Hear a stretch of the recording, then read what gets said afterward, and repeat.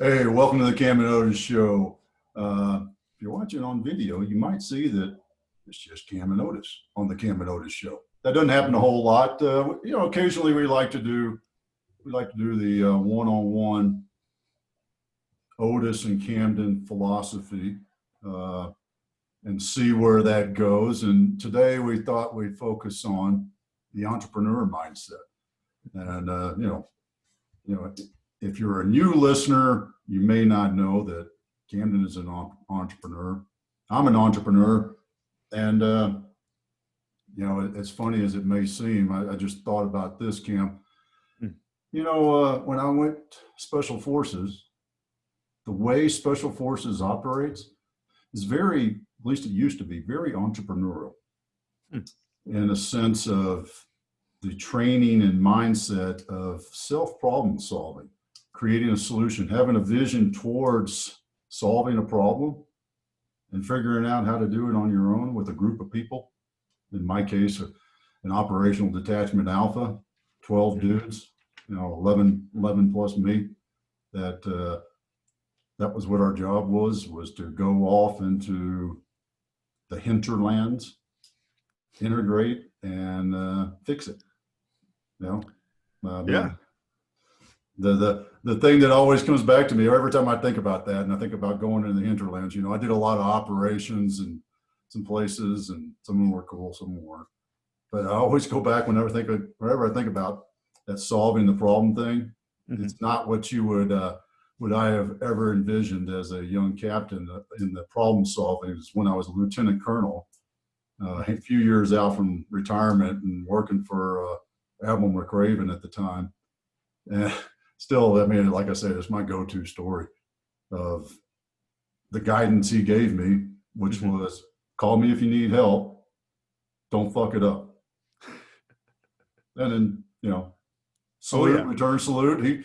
He does a right face and goes up the ramp, gets on the airplane and takes off. I think that really sums it up. And honestly, I think that's a funny little segue into one of my earlier entrepreneurial experiences, which was working with Uncle Ben. And, when I got in with the dairy there, I think it was my second day out there, he had me running the dairy because he must have said, "Oh, this is Otis's son. He'll figure it out." And I got in there and there was the same type of thing of just, well, I knew that I couldn't spill any milk. I figured that was rule number one. That was implied though. And call him if I need help. So don't spill milk. Don't fuck it up. I think we're about in the same ballpark there. That's right. Well, I couldn't see Uncle Ben telling you that. No, definitely not. At least at that point, if you had gone back a couple of years later, I think he would have put his arm around you, your shoulder, walked you out to the barn and told you, Camden, don't fuck it up. So, got to go back and get the authentic adult experience working with him now then. There you go. But I think one of the things that stood out when you were talking, and it's something I think we see a lot with a lot of different entrepreneurs, is that the skill, I guess I would say, of initiative. Being able to take that step on your own and go step up and solve that problem on your own. I think that's something that is really inherent to the team structure that you always talk about in your special forces team, because you're all working together, you're all cross training, you talk about, that's one of the main things, and you create the situation where a lot of these people can solve the problems and they can conquer those tasks on their own. And then the way you get to that next level then is having people take that initiative to where they're going to solve that problem on their own rather than waiting around for you to come back or anything like that. And I think that initiative is something that really translates over into the entrepreneurial world, because you have to create your own luck. You have to create your own success. You can't just sit around and wait for things to happen. You have to show that kind of initiative. Oh yeah. Yeah. Well, and initiative comes from confidence in yourself. All right. When I fall back on my go-to thing for leadership and to talk about the trust triad, one of the legs of that triangle is trust in yourself and believing in yourself to make the right choice. And, it even goes into the IPEC performance disciplines, and being authentic, because when you're authentic, meaning you're being your true self as opposed to trying to be some other, you're not trying to be Steve Jobs, Elon Musk, Bob's Cleaners, whatever. You're being yourself. You may take lessons from that to create who you are and learn from those. But in the end, if you're not yourself, you don't trust that the choices that you make when you make them are the best choices, or here's the caveat. You know, it may not be the best choice, but you've got your mitigation already set up, your risk. If it's not, you know, you're not 100% sure. So what do you do when something you're not 100% sure about something? You know, there's ways to mitigate that risk. Right. Yeah, you can, you know, when you look at it from the decision-making standpoint of, am I going to do this? Am I not? A lot of the times, you know, like what's coming to mind for me a lot is marketing. You can mitigate that with other types of marketing. You know, if you have a new product that you're wanting to launch, you're not just going to stop all your old products. You want to use those as a backbone to mitigate the risk so that if that new product fails, you're not losing all of your sales. Accidental rhyme there. There we go. But so one thing I wanted to ask you, Dad, is then, you know, because authenticity, I think, is very important to be an entrepreneur. So how can you make sure that you're still being authentic while also trying to become a new person? Because we talk about, you know, to steal a phrase from Devon, owning your evolution. When you're talking about trying to get to that next level, one of the fundamental things is, you know, almost a fake it till you make it of if you want to become a successful CEO, you need to start acting like a successful CEO. So how do you walk that line between authenticity and really being who you want to be, not who you are right now? Planning.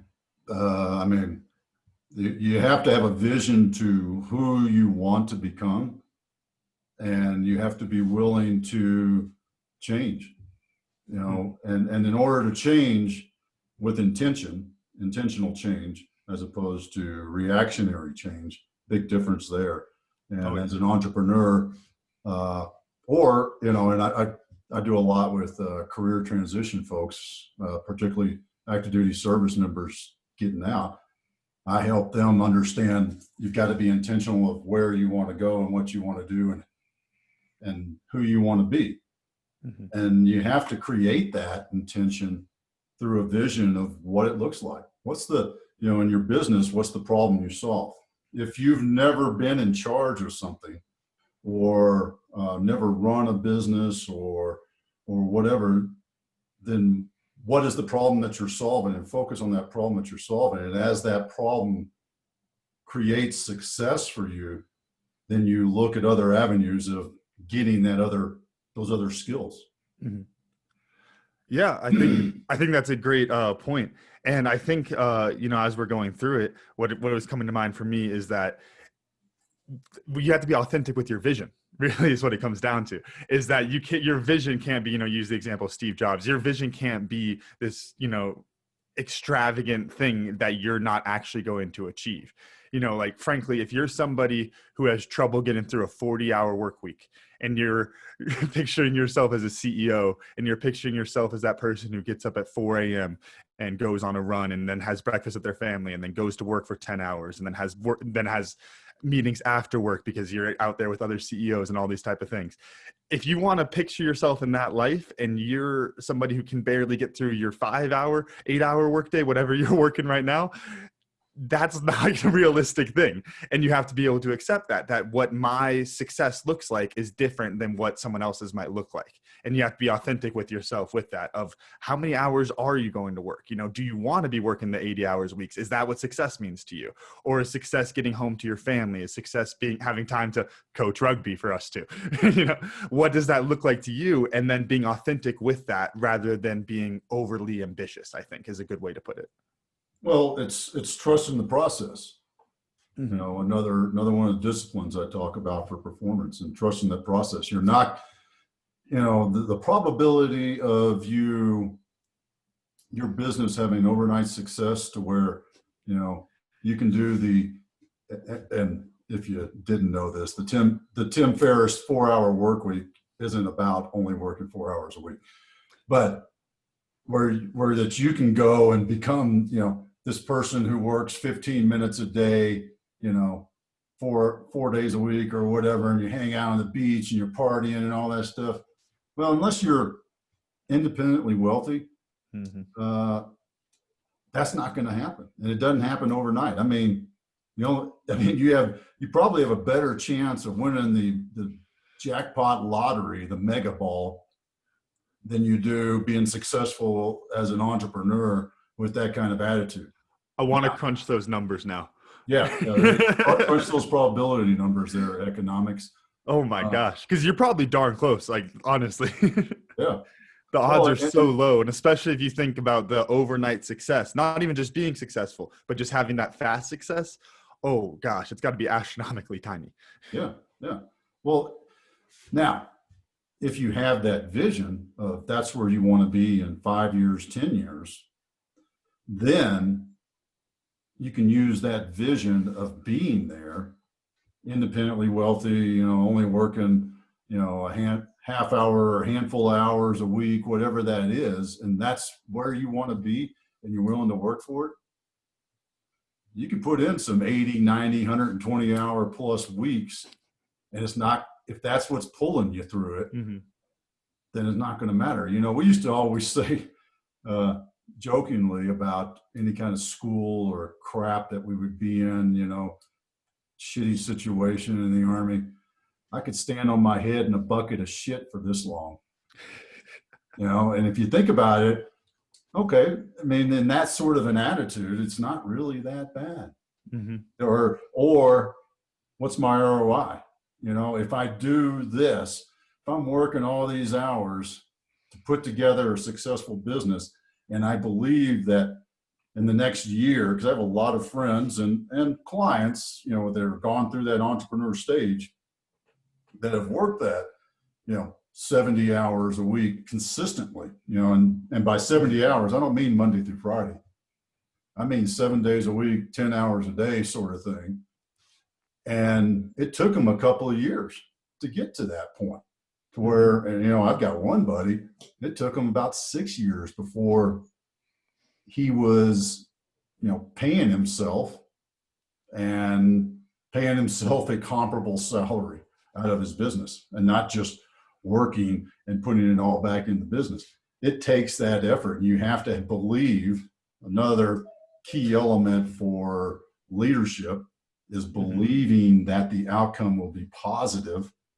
Leaders have to have that vision of positive outcome.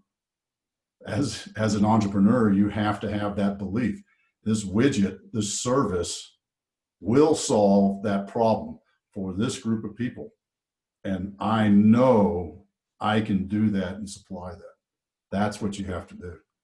Yeah, I think you're totally right about the belief there. And I think what I wanted to hammer on, because you're leading right into what I was scrambling down in my notes because I didn't want to screw this up earlier, was you talk about the ROI as an entrepreneur. I think that's a really interesting area of discussion, because and this kind of gets into that false vision that a lot of people have of business, of profit is bad. Why are you out there trying to make money, right? And I'm going through a book right now. I got to call timeout on that. That is the dumbest thing. Anybody out there listening, you're listening to the wrong podcast. I think, no, you're right, because honestly, how many times have we had to say that type of thing just to say, just so you know, that's not right. And, if they're still around, they should have learned it by now. So I guess we got to stop saying it. I think I might have made that kind of clear. Did I beat around the bush? No. Okay. Right. That's Otis at lto-enterprises.com if you want to talk about that. Schedule your free strategy session today, right? But so a book I'm going through right now is by the economist Frank Knight, and this is over 100 years old of a book. And so, of course, it's one where it's like, wow, this really is relevant to a lot of things people talk about today with these type of things. That it's called Risk, Uncertainty, and Profit. And it's about defining where profit comes from and how do you define profit to the point where it is really morally acceptable about how much you're taking. It's kind of like the easy example is if you build a cancer drug, obviously you want to give it to as many people as possible. But if you spent $10 million making it, at some point you have to recoup your investment. How do you morally balance that? That's the extreme example. That's really hard to do, of course, but it comes down to it for every single entrepreneur, right? Is that at what point is the justifiable profit? I think is a kind of interesting, thought experiment, if you will. And one of the answers for it that I loved was from a German economist, and he defined the term as Gewerbsprofit. So little throwback to our Germany days, Dad, in Stuttgart. So what he defines Gewerbsprofit as is basically your payment for certain risks, which is basically anything uninsurable. The fact that I can't go get it, I can't go get insurance for the fact that my business idea may fail. That would be way too easy, right? It's anything like that that is completely uninsurable, any risks that are just inherent to you doing business. Then the next part of it is the extra productivity because you're working for yourself. This is the sleepless nights profit, basically. And it's so they define profit as anything that is inside those two categories. That's what's acceptable for you as an entrepreneur to take home, basically. And I think that feeds into what we were just saying, because if you want to get that, well, I think you said a 15-minute workday. Yeah. Do you want to get to that 15-minute workday? You need those 80-hour workday, 80-hour work weeks building up to it. You have to have that high level of productivity. And basically that's just you putting it in plus interest for later on. And I think that's a really interesting way of looking at it. I agree. And I think people, some folks, I won't say people, because I'm in this mode of trying not to generalize everybody into the buckets. So there are some people out there that don't understand that.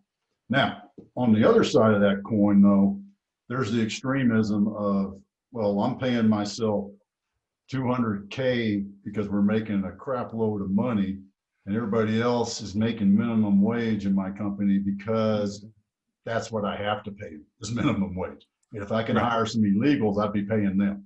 Right? There are a lot of companies out there that do that, and that's a moral issue, I believe, in the integrity of that person who's running that company.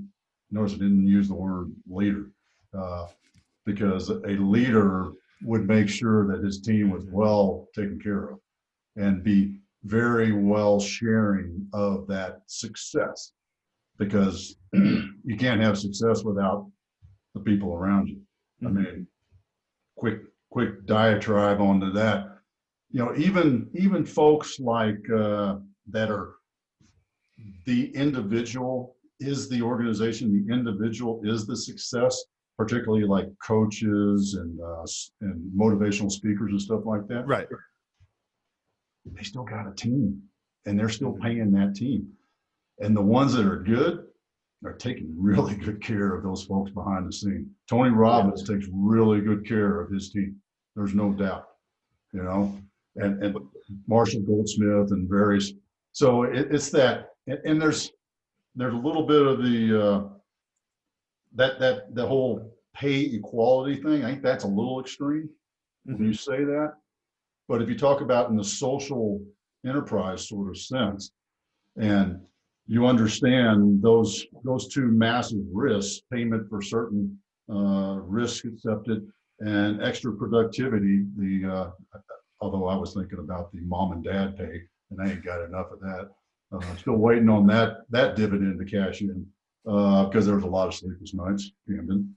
You got a high interest rate on that too. Yeah, that's right. That's right. But that's those sort of things. If you really understand business, I think there's a line, of course. Just like I said, if somebody's paying themselves $300,000-$400,000, a year in a sort of annual salary sort of thing out of their company, and then the next highest paid person is $50,000-$60,000, that's starting to maybe get into some questionable morality of that person in charge. Yeah, no, I totally agree. I think it's something to where I'm kind of laughing at myself now because, economics is, of course, a social science, right? It's not an exact science. And then, of course, really, if we're really going to look at things and try to get an accurate picture of them, you need to go into the behavioral economic side, which is even more into the social side of things and human behavior and all of that. And when you get into human behavior and why people make decisions, then you get into the philosophy and the morality, which I think is a big thing, because when it comes down to it, it's about that person responding to the incentives that they're seeing in front of them, right? And for people that have that screwed up morality, I mean, quite frankly, their incentive is to help themselves. Their incentive is to keep stacking that cash over there and how nice it feels. And they're falling into those incentives instead of going into the real incentives for happiness, which are going to be giving to others, sharing your wealth, and giving back into your community and those type of things. Because what is the fun, what is the easiest way to be happy? To help others. I think it might have been Tom Matson said this on our show, and he was quoting someone else. So probably a waste of time trying to go down that rabbit hole. But that anybody who thinks that money can't buy happiness hasn't given away enough money yet. And I think that is such an interesting concept, because really when you get into it, what can help you feel happy, what can help you feel good about yourself, which is something that you need as a leader and need as an entrepreneur, because you have to be feeling good about yourself, because otherwise you're not going to get out of bed in the morning, is having some type of way of giving back, whether it's a social enterprise or it's you trying to make enough money and then give it all away, whatever the heck you want to do with it. That's going to be the way that you're going to wind up feeling the most fulfilled on that moral, philosophical level. And I think that's where a lot of leaders and a lot of entrepreneurs wind up getting to that point. Because also a lot of them may get to the point where if they're making that money and they go, you know what, this house is way too damn big. I'm not about this life at all. And then they step back and then all of a sudden you see them giving away all of that money, And I think it comes down to the individual's decision, of course, though. It does. And I'll throw something in that if they're hardcore profit focused, that if you think about it, if you're not taking care of your team, the high performers, they're gonna see they're gonna get an idea, and you're not gonna have your high performers anymore. And the cost to replace, I think it's right around, if it's somebody whose salary is around 40K, 30 to 40K, it's about anywhere from 10 to 15% to replace that person. You start to get up into the six figures, and especially the upper levels of six figures, the 250 and above sort of salary, you're getting into that salary cost to replace that person, to include up to doubling the cost. So if I'm paying somebody 250K a year, it's going to cost me at least, and they leave, it's going to cost me at least 250K to find somebody to replace them. Yeah. That's when you start to do that kind of math and you realize that, if I'm paying myself $3 million and my next highest paid employee is 250K, you start to do some ratio math on that.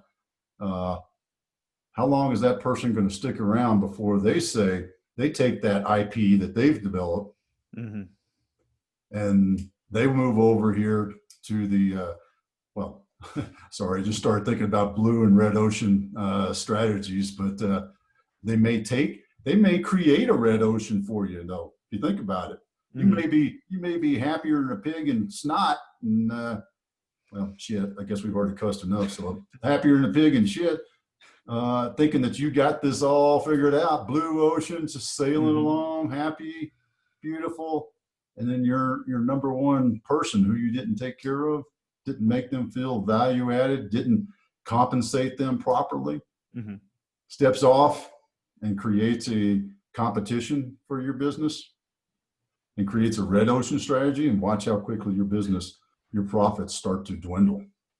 Yeah, I think this is a really interesting thing. I'm getting excited over here because this is an interesting opportunity for us to kind of tie what I would consider theoretical economics into the actual, hard math-driven side of things. Because what you really have to do from that is you take these theoretical things like the value of labor and you break it down into different elements, just like we did with Gewerbsprofit, or like the German economists did 150 years ago. Can't take much credit for that. but when you look at the economic value of labor, the easy way to measure that is going to be what somebody is making, right? And if you hire somebody at, just for the sake of easy numbers, $50,000, and you never give that person a pay raise, okay, just for this thought experiment, if they're working with you over the years, they're going to be getting more skilled. They're going to have a greater value because of that skill, not to even mention all the different intellectual property and those type of things that you were talking about, Dad, or the idea that they may leave you. You think about it this way. So you have what they're paying them for their actual labor. how much they're putting into the company as a way of measuring their economic value. Then you add in the fact that really you should be paying them extra to insure against the risk that they're going to leave you, because if they leave you and come out as a competitor or anything like that, then that's going to be a huge economic impact on you. And then you have to add in the fact that they're getting better, they're getting more efficient in all sorts of different fashions as they're on your team. And you add that all in, probably with a lot of other synergies that come with being on a team for that many years, and you get the real economic value of that person's labor. It's not just the price tag of how many burgers they can flip an hour. It's the fact that they help the next person next to them flip the burgers faster because they're such a nice person and they've been doing it for so long that they can train somebody. And all of these different things, you really get into where you can define that economic value of their labor in the broad terms that it really is. And I think to kind of go back to one of our original points on this is that if you're making all of this money as not a leader, as an entrepreneur, as an executive, and you're not paying people at that, you're paying people at a much lower level, I think it's because you're not seeing their true value, their value of their labor. You're looking at it as the dollar sign of the burgers flipped, not the team value, not the fact that they've been around, not the fact that they're a threat that they could go flip burger somewhere else. There's all these different levels to it that I think and I think that's the irony of it, because you think of people who are making all that kind of money and doing all of that, and you think of them as cutthroat business people because they understand it so well. Yeah, well, I think you're understanding the old school economics and you're missing all the behavioral side, right then. Oh yeah, yeah. Well, it just reminded me of a phrase, and it goes something like, give the employee training and opportunities for growth so that they can leave, but treat them well enough so that they won't. And that's the fundamental. That's when you start to get into the leadership aspect of being an entrepreneur and taking that on. And there's a lot of folks, entrepreneurs, who start off their business and they start having success, and they just get overwhelmed with, because they've never been in a position of responsibility, right, wrong, or indifferent, just never had that opportunity. And now all of a sudden, they're running, their name's Bob, and they're running Bob's Cleaners. And Bob's Cleaners is really doing well because he's got a great location, great product, all that sort of stuff. And Bob can't do it anymore by himself. So he's got to start hiring people. And how does Bob figure that out? Well, one way is trial and error. When you hire somebody to run the cash register and they leave after 2 weeks and then go back to your lack of sleep again, or those sort of things start to add up, and hopefully Bob's learned some lessons. But yeah, it is without experience or instruction in how to lead people. Mm-hmm. You're basing it on maybe some folks you might have known at your church, your Sunday school teacher, or if you played some sport in high school, maybe the team captain or the coach or a teacher, or you're really just kind of shooting from the hip, if you will, and hoping that you can survive it, because that could crush your business right there. Mm-hmm. You hire the wrong people. How many times have we heard stories about hiring a bookkeeper who seemed really good and they're doing a great job, and they were skimming. Oh yeah. Not even drug money laundering stuff. They're just flat out stealing from you. Yeah. Boy, I think you experienced that with Uncle Ben while y'all were down there. Yes, sir. Yes, sir. Yeah, Right before I got there, that was Miss Alicia was running the books by the time I got there. Yep. But what I think that is really interesting that you touched on there, Dan, and again, it gets into something kind of the behavioral economic side of things, where you think about decision making and the process that people go through and the structure of the decision that they're making. And one of the easily measured things for that is, how often have you made this decision before? And that is going to be one of the best measures for your success making that decision. If you and I go down to, for you, it's Walmart that's closest, for me, it's the Albertsons up the road. If we each go there and our challenge is to buy the best gallon of milk we can, you and I will probably both do a damn good job, because we've been buying milk for a while. You longer than me, but we've both been buying them for a while, right? If we're going out to buy a new car, I'm going to get smoked.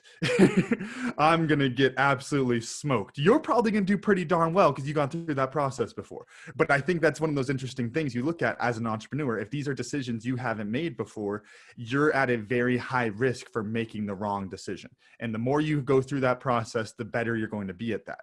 But then, of course, we try to stay on the solutions, right, Dad? What can you learn from besides your own mistakes? Somebody else's mistakes. And that's the way it works for these decisions. Take an example that I've always seen used in this case is marriage. Most people only go through one. There's people out there that go through quite a few, and they might be really good at it by now. But I think there's another factor going on there that might send it the other direction. But it's something to where most people only get to make that choice of finding their life partner once. And are we good at it or are we bad at it? There's some divorce statistics out there that might argue a certain way, but it's something that you don't get to develop that skill. So our only hope is to learn it from others. And I think that's what it really comes down to is if you can't have that skill yourself, you need to pull it from others, because if you don't make that choice very often, it's really easy to make a mistake. It is. And I was just, I don't remember now. I don't remember if you said it or I just translated it. It's high risk learning. Mm-hmm. But there's excuse me, another point to that as I was thinking about that high risk learning. Sometimes high risk learning it's a painful lesson to learn, but boy, that's a deep lesson. Mm-hmm. So, think about the hand on the hot stove thing. That's a painful lesson to learn, but you know what? Unless you got some learning disabilities, you ain't going to be putting your hand on that stove again when it's hot. Mm-hmm. You're going to learn that feeling you get is about to be really, really painful. So don't do that. So high risk learning, if you can survive it, can be pretty powerful and a deep lesson learned. And there's a lot of entrepreneurs out there that'll tell you that story, the perpetual entrepreneur that, my first 4 businesses, failed. All of them failed, after blah, blah, blah, blah. And each one of them, they have a various reason mm-hmm. to why that business failed. And generally they're different reasons and those are hard lessons to learn. And those lessons. And those lessons are now probably pillars of their success and their later companies. It makes me think the personal example for that was with when I was with Cobra Valley Indoor Farms. And I know we get into some details about why I wound up leaving that, but basically managerial differences kind of went behind my back on some certain things. Oh my gosh, you can talk to my partner now, Norman, my CTO with Verby.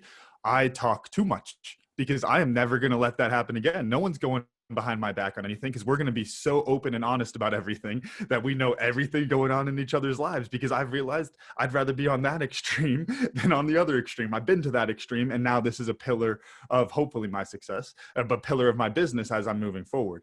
But what I think is really interesting when you talk about it as an entrepreneur is, of course, why do you learn that lesson? Pain is the best teacher, right?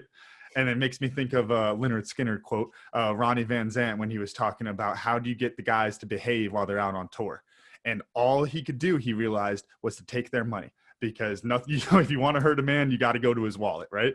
Yep. And pain is the best teacher. So when you have these high risk learning scenarios and you lose all that money, that's why it's such a good lesson. That's why people don't forget those lessons very easily, and why they become a pillar for those entrepreneurs to move forward, because that's going to be a very, very painful lesson. No one likes to lose money, especially when it's your money, not somebody else's, right? Well, since we had a Led Zeppelin reference, we'll have to shift it. Now we have to go to a rugby lesson. Skynyrd. Yeah. Oh, you miss her? Oh, come on. Yeah. Yeah, Skynyrd. As if I could call out the man who taught me about classic rock about anything. Yeah, well, I know. I don't know why I was jumping to Led Zeppelin on that. Probably. Yeah, who knows? There's probably some deep, dark reasons in my mind. I'll just drop a Stairway reference for later. We'll bring it full circle. They're probably darker than they should be too. But the rugby lesson in that is, if you go right where there's no support as opposed to left, or you hold that ball one extra step before you make that pass, and that that flanker's coming around the corner and Oh puts yeah. a perfect tackle on you, that's a painful lesson to learn, Hmm. especially when, there's not some positive outcome for it. There's the sacrifice, where you hold that ball and make that pass at the last minute and score a try. But there's also, that's with that sacrifice comes the risk. And if you hold it for just that split second too long, and that flanker comes around and decks you and floors you and flattens you out, Hmm. and you turn the ball over and they score a try, which is just as likely to happen, that's a pretty painful lesson to learn. I bet you, I can think back to several times going over that in film with the Hmm. team and having that discussion. And you know what? They didn't do it the next game.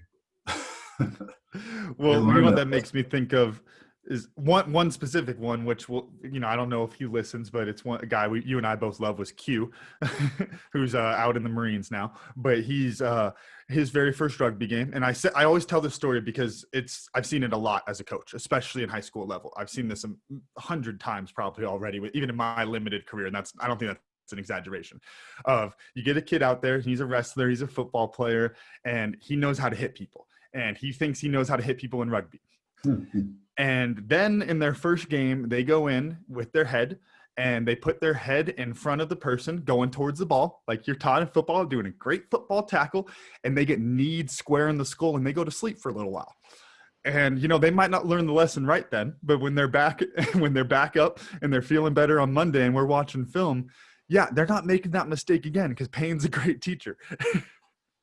It is, and whether it's the pain of your wallet or physical pain, those are powerful teachers. And Mm-hmm. it's interesting and men tend to lean more towards that profit. That's what men want, more clients, more profit. So I think that was We're not really very interesting. risk averse as a whole. Say again. I said we're not very risk averse as a whole. I think it all Yes. feeds in. Well, I think, yeah, there's probably a DNA thing that code that says, "Hey, y'all, watch this," sort of thing. But just thinking back to the Van Zant, taking money from the rest of the Skynyrd band to punish them, that's truly hitting them where it hurts, and Mhm. something that he could control as the leader. Right. And which goes into an important aspect of where really life is, focusing on what you're able to control. If all he was trying to do was to give the rest of them stern talks after each time that they were drunk on the bus or whatever different problems they're running into, if he just pulled them aside and said, hey, we don't really appreciate that, I think you could be hurting, they're not going to change. Come But on, he found, guys. Come come on, on. guys. Yeah, how many times has that one worked? Yeah, yeah. That's the But that's the Animal House Kevin Bacon during the parade stampede, yelling out, "All is calm," as he gets trampled by the crowd stampeding. For those of you who don't know, look up Animal House. If you have not had that in your education, please watch that. mhm. But yeah, I think really trying to tie that all back in together, when you talk about, and actually I'll go back straight into the title of the book that I think got us on this conversation, is Risk, Uncertainty, and Profit. And what it really comes down to is that risk is something measurable, which means that inherently risk is something that you can insure against in economic terms one way or another. You can mitigate that risk. You can do something else that's going to cover your ass if something goes wrong, right? But uncertainty is the variable there where we get into that Gewerbsprofit, right? Because uncertainty is that something you can't insure against, because by definition it is uncertain. We don't know what it's going to be. We don't know what the future looks like. There's things that we can measure, but there's a lot more that we can't. Especially you look at technology and all these different things, when you talk about industry interruptions like that, uncertainty is a huge factor, and that's where you get into that Gewerbsprofit, because that's the entrepreneur taking the risk, taking on that uncertainty. There we go. Frank Knight's going to come out of his grave and come get me. Taking on that uncertainty, and that's where you get that profit from. That's why you get those 15-minute work days, because you put in all that work and you take on all of that uncertainty. You embody that uninsurable risk, and you deserve it. quite frankly, at that point, right? Well, and I'll just take the risk thing to dive into it a bit more. Risk is the known unknowns. Mm. So if you think about it, the only way that you can identify a risk is you know it to be there, and then you can put things in place to mitigate the probability of it occurring or the effect of it occurring if it does occur, right? Mhm. That's risk. And then there's what you were talking about, the uncertainty, and that's the unknown unknowns. And how do you prepare for those? What do Mhm. you do about those? And that's where you have the slush fund, you have the cash on hand, or you keep that the Dave Ramsey emergency savings account, right? That's why you have an emergency savings account, is for the unknown unknowns, because everything else, hey, you're driving a 25-year-old truck. Okay, well, you probably ought to have enough money in your bank to cover repairs for that 25-year-old truck, right? Mhm. Oh That's yeah. a known unknown, right? So you've mitigated the risk by doing that. Mhm. Whereas uh, a new car, if you're driving a new car, well, you probably don't have a very high maintenance uh, savings, if you will, emergency savings set aside for that new car. And then the new car, just the engine blows up. And for some reason, it's all your fault. It's not under warranty or anything. That's a unknown unknown that you have to recover from. Yeah. And I think that uncertainty is a very human thing when you think about it, that this is something that we live in all the time on a daily basis. And it's why that in that uncertainty, I think, can largely lead to anxiety and things like that, because we don't know what's coming, and we like to know what things are coming. You know, we're creatures of habit a lot of the time. And when we don't like to think about the unknown unknowns, because it's not something we can control. And so I think it creates this interesting point, because it's something that's completely out of your control. But in a sort of sense of the word, you can create your own certainty by taking the step forward and being proactive. And I think that's something that you teach a lot about, creating your own certainty. So I think, as our last point, as we're running out of time here, how do we square those two? That'll be our last one, of creating your own certainty, but then uncertainty being this unknown unknown that we can't predict at all. Well, the first thing I want to say is uncertainty creates fear if you allow it to. So that lack of clarity, it's the dark room, and stepping into a completely dark room where you can't see anything, even if it's your bedroom and you know where everything is, do you walk the same way? I bet you don't, because I know I don't. I mean, yes, my eyesight's not nearly as good at nighttime as it used to be, but I don't stride out.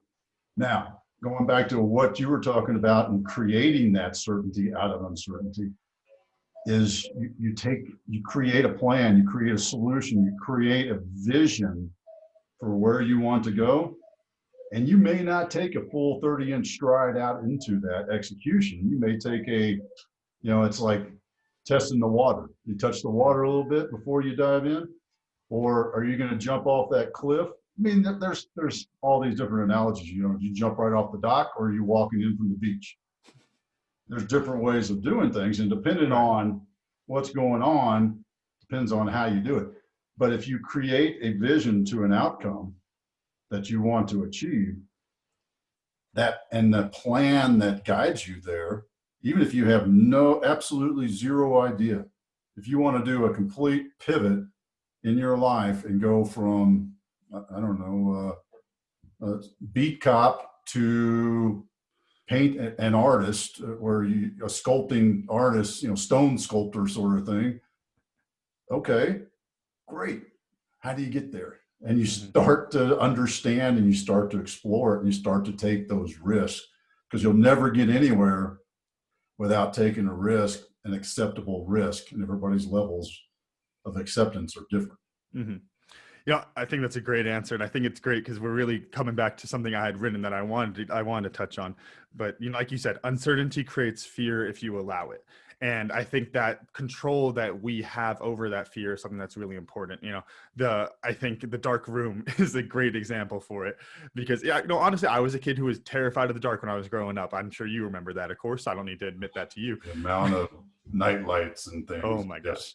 Yes. Scooby-Doo. And what I think is an interesting thing is that type of fear, I feel it pop up every now and then, even as an adult, of walking into something and having that unknown that I'm not sure what's happening in there. But what it really comes down to is that kind of fear and that anxiety, it's something that's always in you. It's never going to go away. It's just like when we talk about resistance. Resistance is always there. Resistance will never go away. And it's on you to take control of that, understanding that it's there, understanding it won't go away, and then taking the steps to go through it, making that conscious effort to move past it, which brings me to the quote I had written down, which I believe was Seneca. See, this is what I had memorized. I don't remember who it is. I think it's Seneca, though.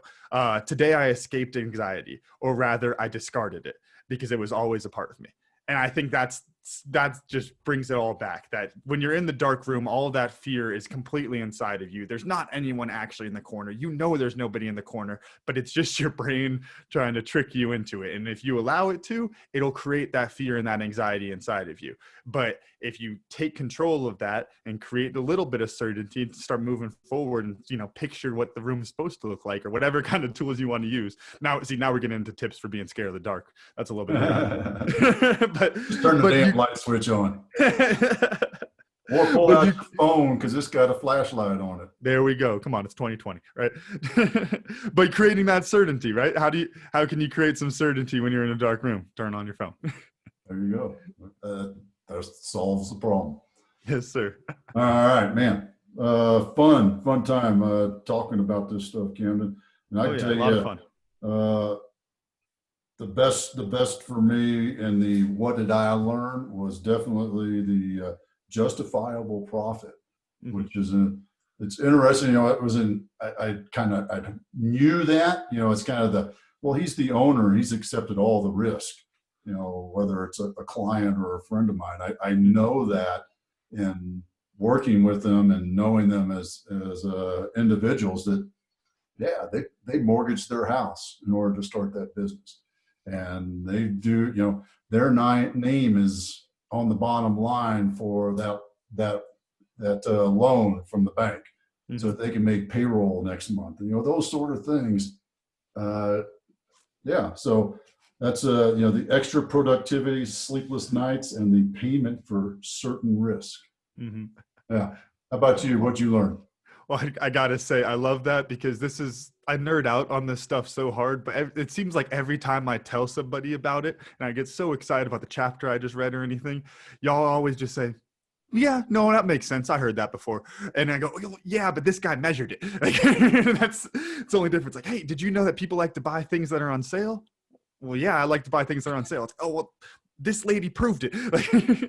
But, that's what I love about it for some reason. And I was going to say, so for me, what I learned is, we kind of reached this one together, is to have authenticity in your vision. That's how you can make sure that you're staying authentic with yourself while still wanting to change yourself for the better. It's about having the authenticity in your vision and not lying to yourself. If you're set in your vision, I like to think of it kind of SMART goal type thing. It's got to be attainable, right? That A is attainability. You have to have something that's attainable. If you're not having an attainable vision, then what's the point? You're never going to reach it. It's no fun for anyone involved, right? Yeah.